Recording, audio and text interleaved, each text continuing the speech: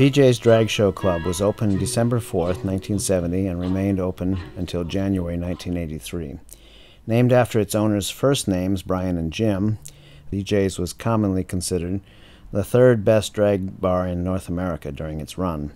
BJ's was located down the stairs from 339 Pender Street entrance.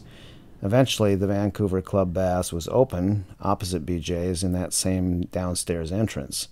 In 1983, when Brian and Jim retired and sold the club, it went through a brief country and western bar phase during which it was known as Saddle Tramps. That club lasted only a short time before it was converted into a lesbian bar called Miss T's, which it remained for a number of years until a fire burned down most of the 300 block of Pender Street. My partner of 39 years so far, Bill Houghton, and I enjoyed this club for its entire life, and for some of those years, Bill was one of the male dancers on stage. The shows were produced by a combination of Jim Wolfe and two of the BJ's regular performers, Eleanor and Mona Lee. Occasionally, BJ's would have fundraisers, such as several they held for the Coming Out radio show on Co-op Radio, and sometimes they would host guest producers, and on one of those occasions, Bill Houghton produced and participated in a tribute performance of a large number of the songs from the Broadway musical production of Ain't Misbehavin', all done in blackface, which was mildly controversial since none of the actors were black, but the two weekend performances were generally very well received. I have many fond memories of celebrating Halloween, Christmas, and New Year's at BJ's over the years.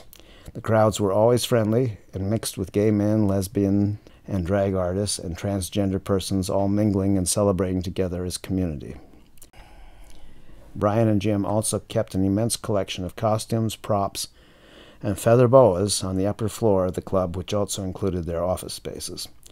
Many of these Polaroid photos include my lover Bill Houghton because I was his photographer and I was shooting largely for him, both on stage and backstage.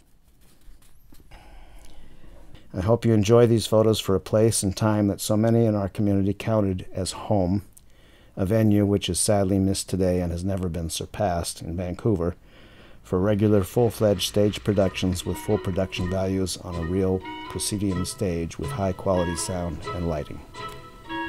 We are what we